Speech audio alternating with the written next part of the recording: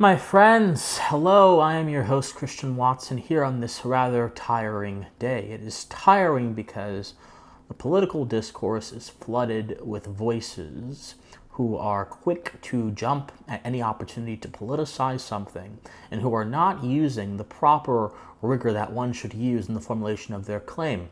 Now, this is not a particularly novel occurrence, but recently there was a shooting at Uvalde, a Texas Elementary School, that resulted in the deaths of at least 19 children and at least one teacher.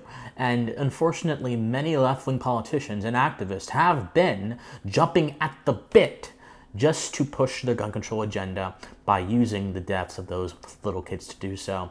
And so I have decided that I am going to react to a few of the most nuttiest instances that have thus far emerged in our discourse, and then provide a philosophical critique and breakdown of each of them to hopefully get us all back to a smarter politics, a better politics, and to restore some basic empathy back into the political discussion. So, without further ado, let us go ahead and see some of the sentiments that have been quoting the political discourse recently.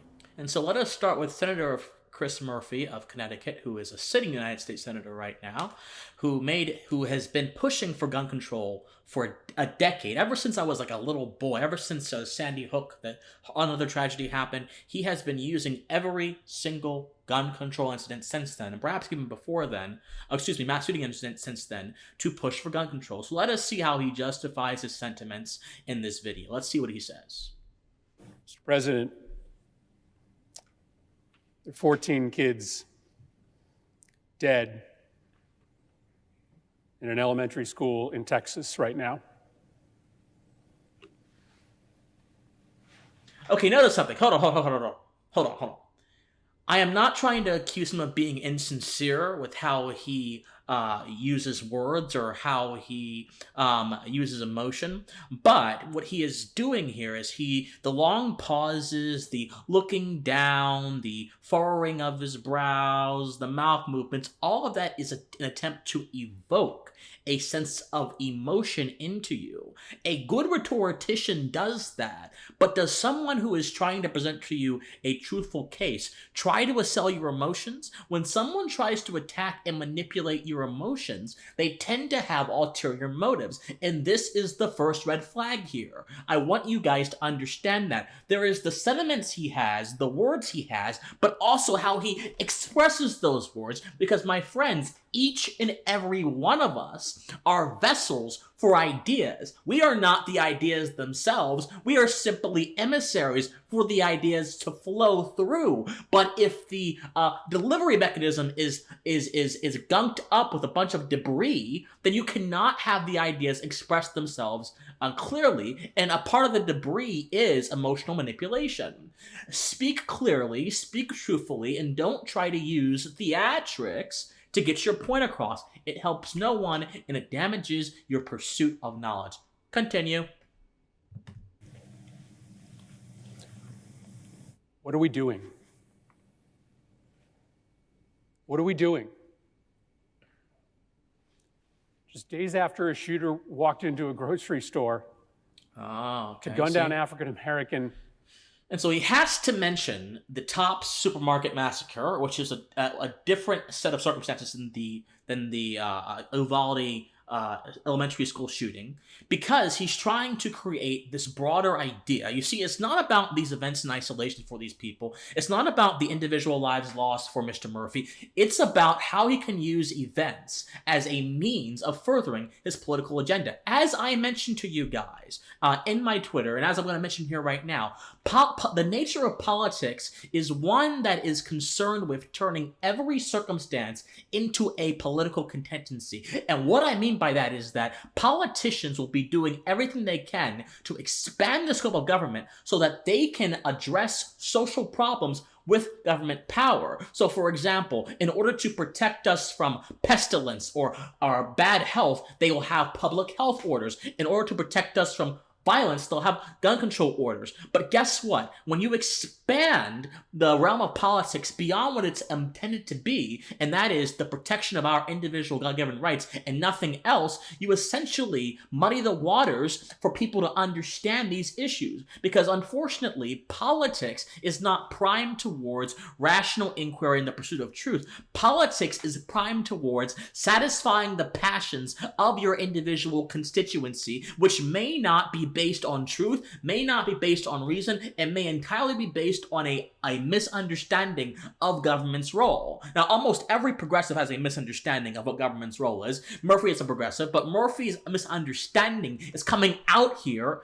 You see, the nature of politics is to turn every little instance into a contingency for the increase of power, the increase of political power, and we're seeing that kind of narrative be crafted. He's seeding the ground for that principle. Patrons, we have another Sandy Hook on our hands. See? What are we doing? There have been more mass shootings than days in the year. Okay, let's address this. So, mass shooting, and my friends, I'm going to do a longer video about this, but essentially, a mass shooting, there are many different definitions, but there is this very interesting website that all of you should see, which is what many people, including leftist commentators like David Pakman, will point out to. In fact, let me show it to you. Okay, here it is right here. And so this is the website that many people look at, gunviolencearchive.org. And essentially, what the senator is saying is that there have been more mass shootings than days, and therefore the problem is out of control. But what he failed to mention is that not all mass shootings are made equal. So a day before Uvalde, if you see my screen here, there was a mass shooting on May 23rd, 2020 in Ohio, in Cleveland, Ohio. And guess how many people died? 0. 5 were injured. A day before that, there was a mass shooting in South Carolina. Guess how many people died? None. 5 were injured. In Indiana, there was a mass shooting. 2 died. 3 were injured. In Washington, Tacoma, there was a mass shooting.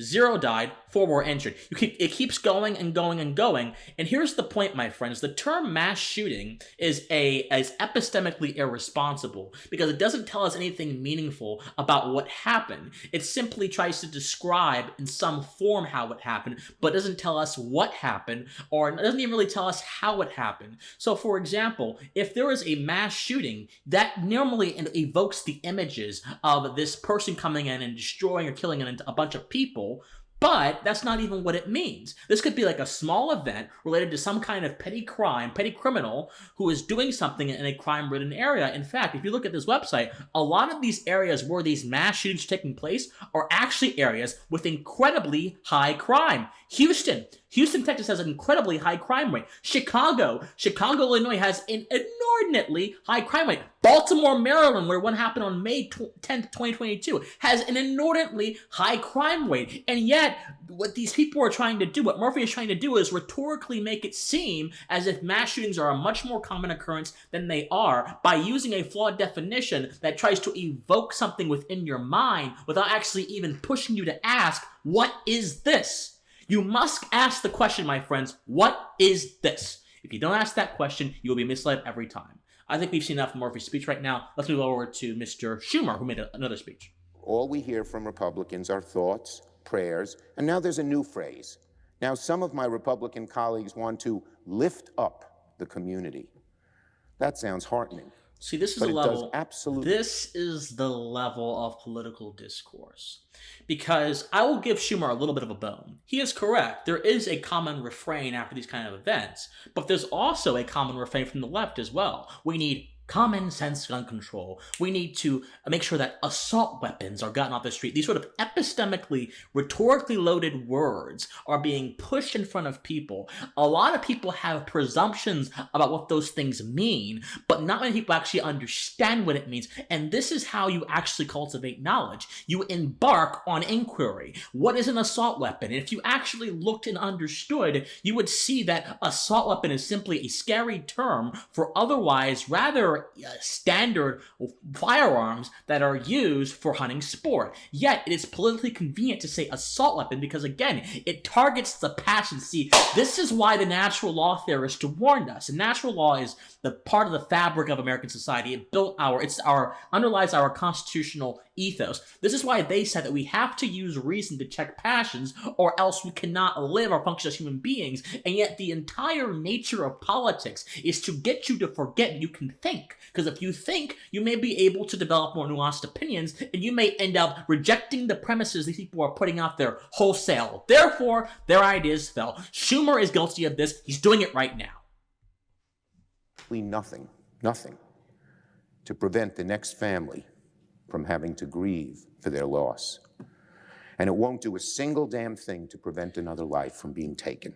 It won't do a single damn thing to prevent another child from being shot at school. See? A 9-year-old, a 10-year-old, an 11-year-old. Platitudes. Yes. Mention their ages so that we can see, we can use the grief that everyone should have for these kids as a reason to justify your political opinions. This is sickening.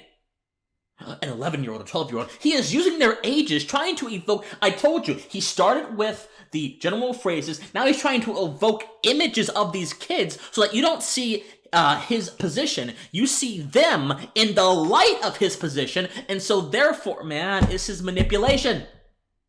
Continue. And Madam President, you may have noticed that when they aren't offering thoughts and prayers to distract from their more inaction, partisan stuff. Many of my Republican colleagues focus on the motives of the shooters instead of focusing on the obvious common denominator.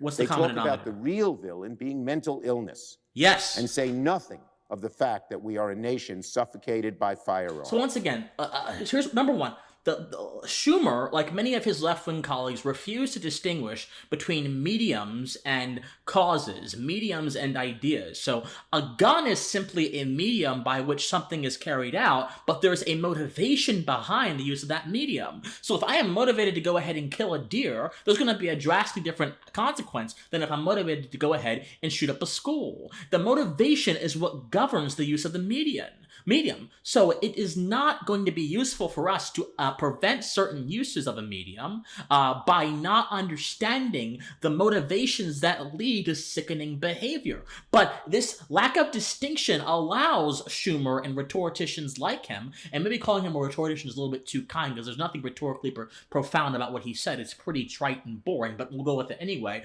The thing with Schumer and rhetoricians like him is that they obscure the root of things. They obscure the basis of things to point you towards their political objective. So in other words, they don't want to strike at the truth of the matter. They want to strike at what they have perceived and what they believe to be good for advancing their own cause. Not only is this self-serving, which is not always bad, but when it comes to governance, it most certainly is bad, because governance is not built on your own self-interest. Governance is built on the preservation of objective moral maxims upon which this government derives its legitimacy, and upon which, if they violate it, they have no more legitimacy, as the founders understood and as the moral code of this nation says.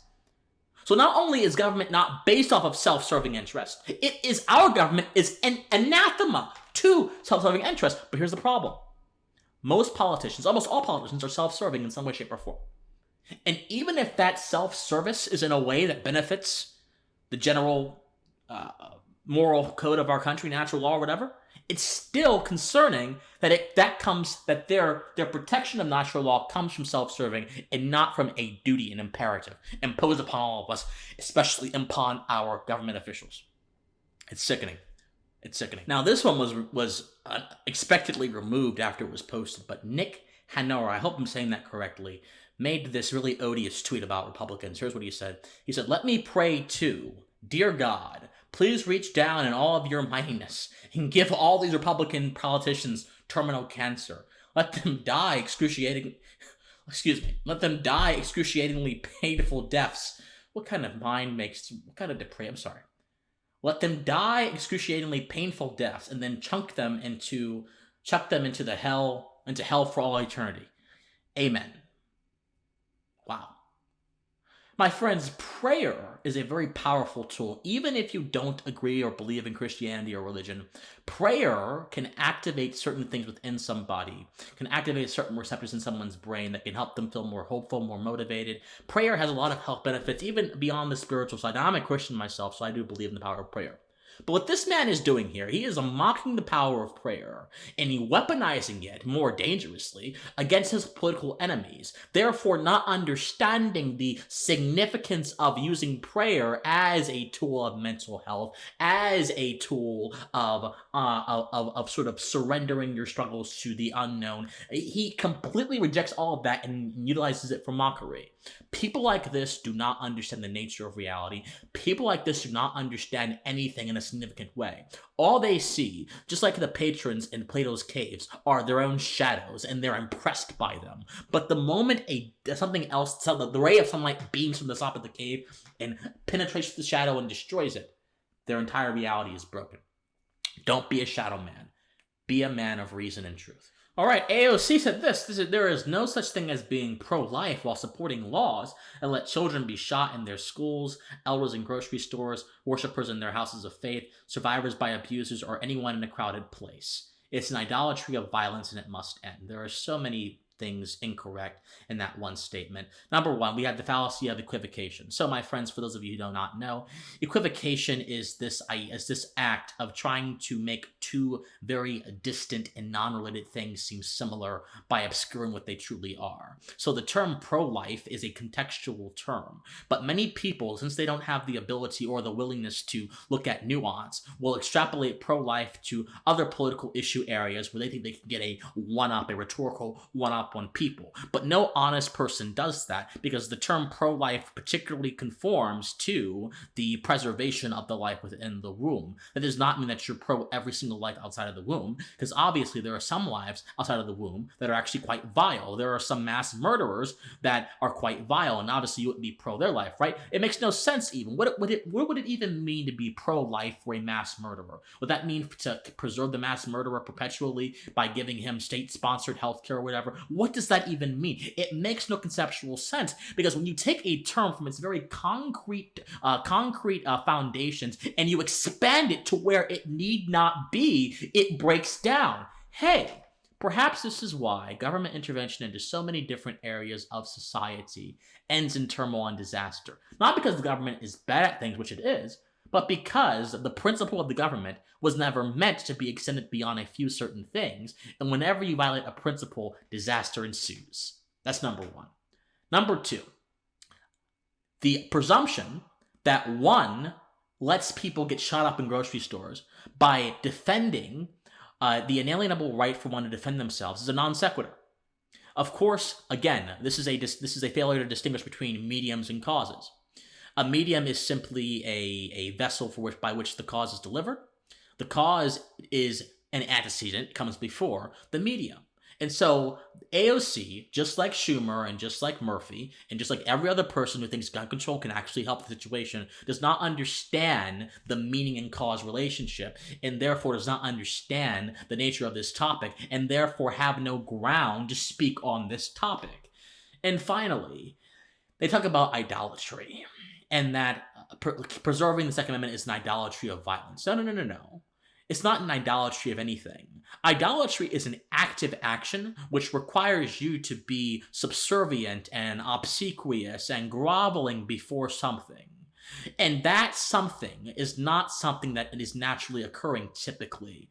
That the act of idolatry is not naturally occurring, but the principle of self-preservation is naturally occurring, and it happens even if you're not thinking about it. We have instincts as human beings that we hear a gunshot or a loud pop, most people are running or they're confused or something else. We have an instinct within ourselves which tries to preserve ourselves. Now you take the instinct, you graduate it to you graduate it to reason. Grotius says there's the instinct, the first instinct, then there's the first impression, then there's the knowledge of the things that conform to reason. So you have the instinct of self-preservation, but then you have humans who have reason, who then translate that instinct into a higher form of action, having guns, taking training, and that becomes a much more refined thing.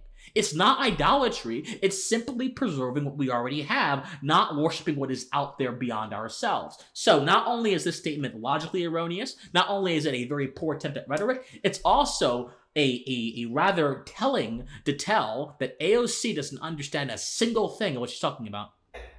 Abbott, the governor. And again, I play right down the middle. Cruz, that senator. And how about the representative of that community that were in West San Antonio and West Texas? They all voted no on gun control deals in March. They voted no on it. And then Adam yesterday gives me this big deal about how we're heartbroken. Well, you had a chance to do something about it, you did nothing. Okay, you see. And what are they doing? I'm not laughing out of condescension. I'm laughing because this kind of absurdity naturally evokes a hysterical response within me. Because at some point when you're looking at this, I'm sorry.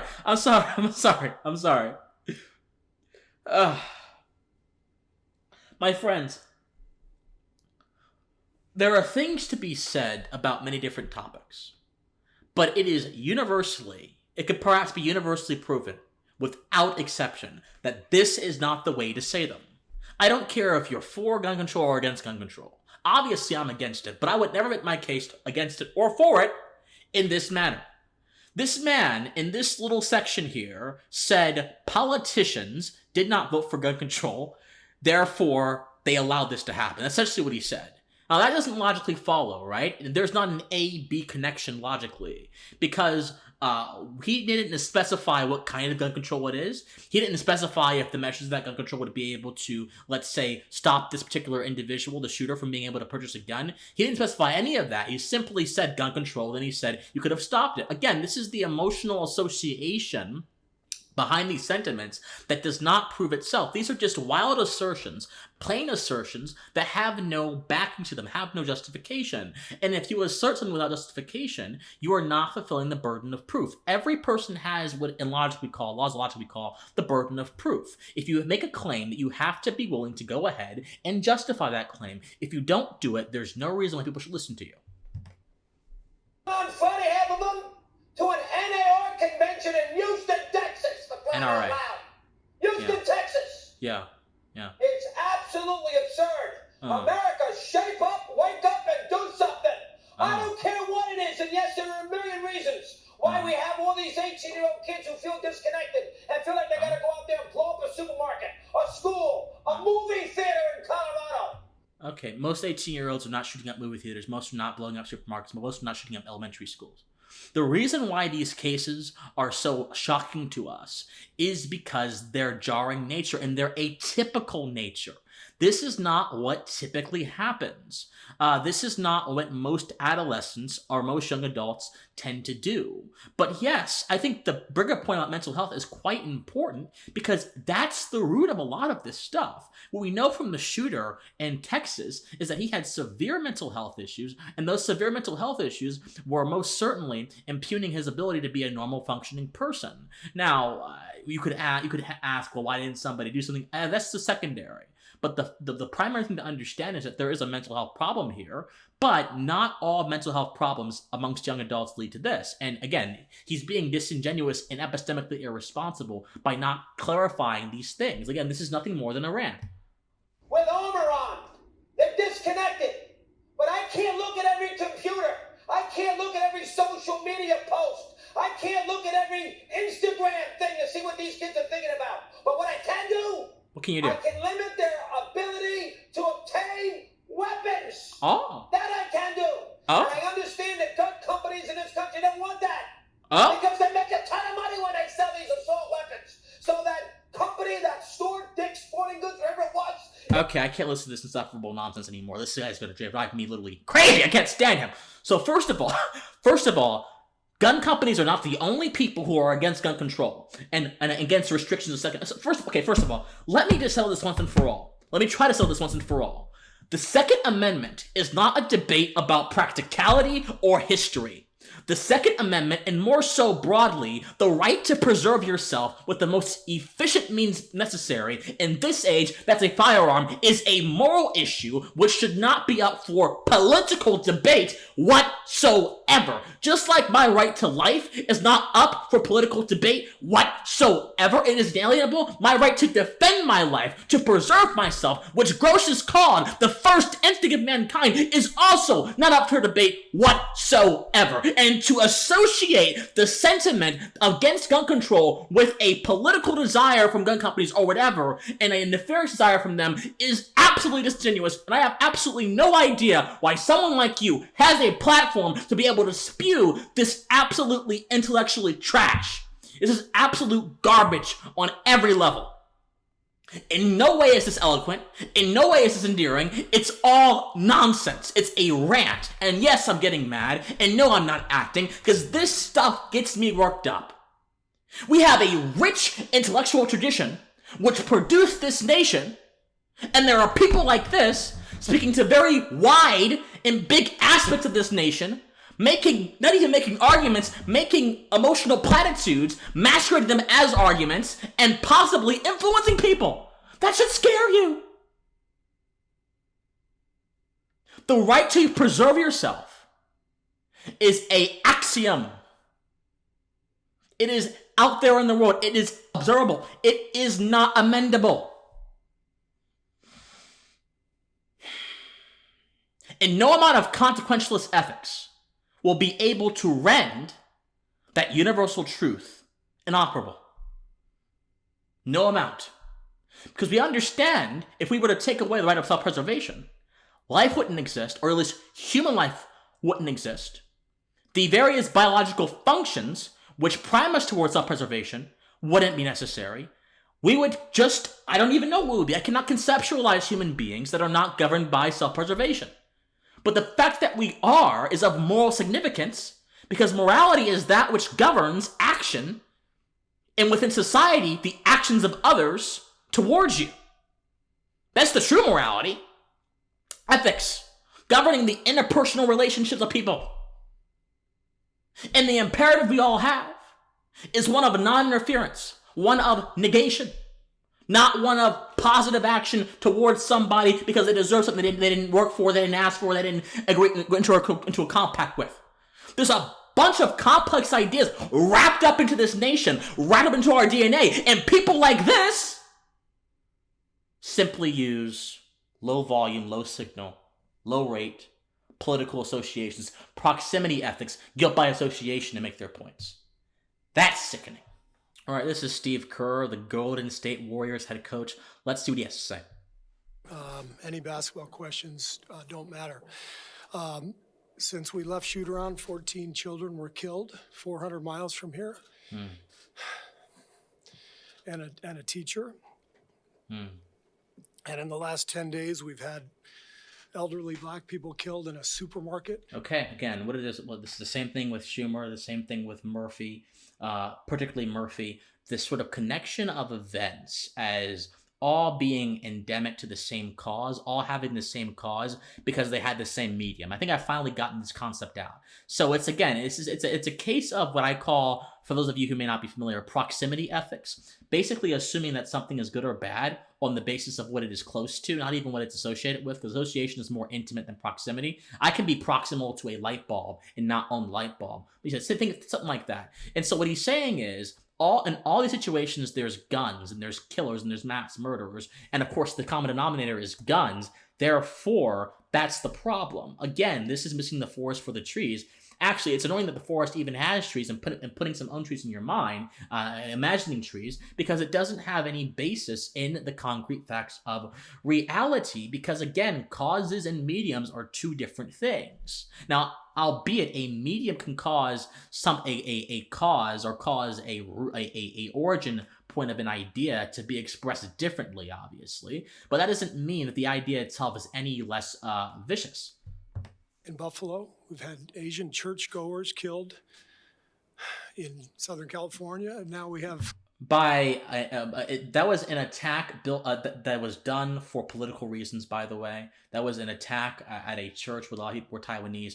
Again, causes and mediums. Just because there was a gun, we're supposed to believe that there was the same thing. An Asian man walked into an Asian church and shot them because of political reasons.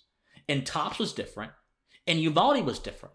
These are all very important differences. And again, this is called the principle of distinction, understanding that things have their own epistemic uniqueness in the world. And we should understand all of these things independent of one thing they may have in relation. All those things he mentioned were perpetrated by different people with different causes in different places. Children murdered at school. When are we going to do something? I'm tired. I'm so tired of getting up here and offering condolences to the devastated families that are out there. I'm so tired of I'm sorry. I'm tired of the moments of silence. Really? Enough. Okay. There's 50 senators right now who refuse to vote on H.R. 8, which is a background check rule that the House passed a couple of years. The shooter, in this case, passed a background check, and he was old enough to buy a gun. He had no prior recorded incidences of mental health history. Now, obviously, he was a very mentally disturbed man, but he had no prior thing, and his record was virtually clean. What is this coach proposing we do? Again, this is an emotional... When you use your passions to interface with the world, my friends, on this issue and other issues, you cannot interact with it truthfully. This man is interacting, as I mentioned, with a shadow of what he thinks is true, but he hasn't been willing to look at the sunlight. And so his understanding is blinded. Years ago, it's been sitting there for 2 years. And there's a reason they won't vote on it, to hold on to power. Why? Oh, really? So I ask you, Mitch McConnell, I ask all of you senators who refuse to do anything about the violence and school shootings. So could there be no other reason why a politician might not want to go against Second Amendment? Could it be possible that the politician supports the inalienable right of self-defense? Again, this it's not even a false dichotomy. This sort of non sequiturs is an absolute non sequitur to say if you don't vote on gun control, you must support want to stay in power, or you must not want to challenge the gun lobby. That's a non sequitur. If you can demonstrate to me that there's a politician that is bowing to the gun lobby for just to be subservient, fine. But that's not the default presumption. You have to prove that. And again, this coach, just like everyone else, is not satisfying the burden of proof. And supermarket shootings, I ask you, are you going to put your own desire for power ahead of the lives? Again, non sequitur. Why are you assuming? Why are you muddying the waters and assuming? I know why you're doing it, because you don't want to actually think about these issues in a serious way. And this is why you should stay 100,000 feet away from any policy discussion, because you don't have the willingness to engage with things beyond the shadows that are consuming your vision. Of our children and our elderly and our churchgoers, because that's what it looks like. It's what we do every week. Every week? Not every week. I'm fed up. I've had enough. I'm fed up too. With this kind of low-rate non-intellectual talk, this sort of endorsement of emotional platitudes, this is a sort of idolatry. This sort of idolatry of legislation, as if legislation has some sort of divine prowess by which it can confer goodness and virtues into the heart of men, as if it can get rid of evil. I'm sick of that too, because it reflects a mind that is not quite capable of understanding the richness of reality. I'm sick of that too. But I want every person here, every person listening to this, to think about your own child or grandchild. No! Okay. He hasn't justified his position. He has not satisfied the burden of proof. And now he wants you to create this own experience, to use your own experience with someone you love, and then think, well, how would I respond if someone I love was in the situation? My friends, these issues transcend our own desires and whims. Someone's right to self-defense is not dependent on your own desires and whims. These are natural truths. Just like gravity is a natural truth, just like the water cycle is a natural truth, just like the thousands of interconnected processes of reality that are happening on the universal level and on the planetary level are natural truths, so is one human being's right to preserve themselves. These are natural truths, and it has nothing to do with your loved ones. It has nothing to do with your feelings, but it has everything to do with the design of your human being, the design of who you are, the design of your humanity. It's universal, not local, and this guy confuses the universal for the local, or rather, he butchers the local by graduating the he butchers the universal by graduating the local above it, and then presumes he's doing something good. This can only happen in a society that does not value rational inquiry. Mother or father or sister, brother, how would you feel if this happened to you today? You can't get numb to this. This is sick. No, I will not go down that path, because I understand that there are moral rules and laws that have nothing to do with my personal circumstances and everything to do with what is universally true, universally good, universally bad, and a constellation of those universals govern how the government is supposed to treat its citizens. But unfortunately, talks of gun control completely and utterly besmirch and try to get rid of those universals as if they are mere inconveniences written on parchment that was created hundreds of years ago, not as if they are everyday realities that human life requires to be sustained. That's the sickening part here. The incredible ignorance of moral foundations, the incredible ignorance of the nuances of these issues, the incredible ignorance. That's what's stunning. That's what's sickening. And that's what we cannot allow to keep going on. Well, my friends, I hope you enjoy that reaction. My friends, before we go, because I am tired and it's very exasperating. Before we go, one thing is important. If you get nothing else from that long series of reactions to various different comments and ideas, I want you to get and to understand this. Even if you completely disagree with me, even if you completely think I'm nuts, one thing is true. There are things in this world that are unchanging and that are discovered through reason. And the American experiment is a testament to that. Before this country was established, there were only very small successes in terms of recognizing the freedom of the individual. There were, of course, there was the abjuration done by the Dutch, which is analogous to the Declaration of Independence. There was the Magna Carta. There were plenty of different things. The English Bill of Rights, plenty of different things. But America was the first nation to fully encapsulate what it meant not only to be a free human being, but to be a human being in general. It didn't mean to be a serf, didn't mean to be a vassal, didn't mean to be a slave. It meant to be a moral agent, a self-acting moral agent imbued with brilliance, imbued with reason, who is going to be best in this world if they are able to live out their lives without unnecessary impediment, and who bears rights. The first nation. But the more we embrace measures like gun control and other things which try to restrict good people because bad people exist, which unfortunately is a thing that happens, it's been happening ever since humans have congregated in society, the attempt to do that is to once again misunderstand fundamentals and not get to the root of this stuff. The root of this problem will not be fixed with coercive measures against people who are good and who are simply defending their lives. The root of this problem will only be fixed if we recognize that evil exists. Evil will always find a way to prevail, and it's going to be up to us to fight it in our own personal lives, to show a little love to someone, to show a little care to someone, to act if we see something before something bad happens, to be more genuine in life, to just do things that'll seed environments that create better minds, as opposed to trying to use the force of the government to break down an enemy that has been evading force ever since it came into existence. Evil cannot be forced out of existence. Evil cannot even go out of existence. But evil can be contested if all of us take little steps in our own personal lives to be kind to one another, to ask people to go get help if they need help, to give people help if we can give them help. That's how we fix this, through cooperation and voluntary activity, not coercion. click on it. My friends, love you guys so much. If you love me, please support me on Patreon, patreon.com/PhilCWatson, or PayPal, officialcwatson@gmail.com, or go to my locals, christianwatson.locals.com, or please be sure to go to my Discord too, which is in the comment section down below. Please be sure to like this video, subscribe to this channel, share this video. This message is dynamite. I love you guys so much, and please stay pensive. Bye, guys.